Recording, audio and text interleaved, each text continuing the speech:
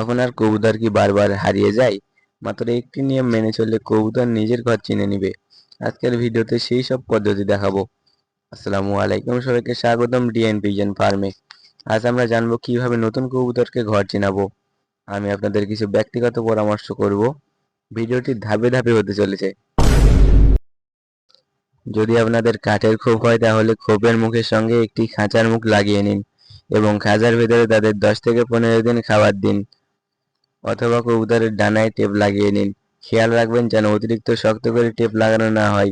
10 থেকে 15 দিন কবুতরকে খোপের ভেতরে রাখুন। শুধু খাবার দেওয়ার সময় কবুতরকে খোপ থেকে ছাড়ুন। প্রতিদিন কবুতরকে একই সময়ে খাবার দিন, এতে কবুতর সেখানেই থেকে যাবে। কবুতর যদি রানিং পেয়ার হয় তাহলে 15 থেকে 20 দিনের মধ্যে ডিম দিয়ে দিবে।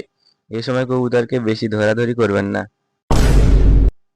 1 মাস বা 30 দিন হলে কবুতরের পাখা ছেড়ে দিন, কিন্তু একসঙ্গে সব কবুতরের পাখা ছাড়বেন না।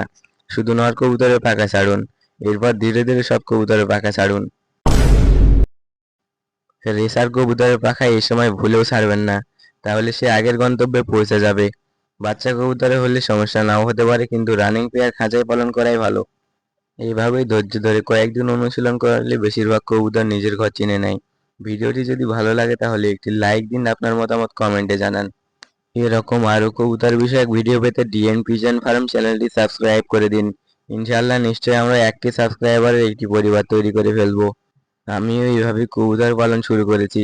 এখন তো দেখতে পাচ্ছেন আমার সাফল্য। আমার ফার্মে এখন রেসার কবুতর থেকে শুরু করে গিরিবাজ কবুতর, হাই ফ্লায়ার কবুতর সব কবুতরই আছে। এভাবে আমি কবুতরকে ঘর, আপনারাও এটা ফলো করবেন। আল্লাহ হাফেজ।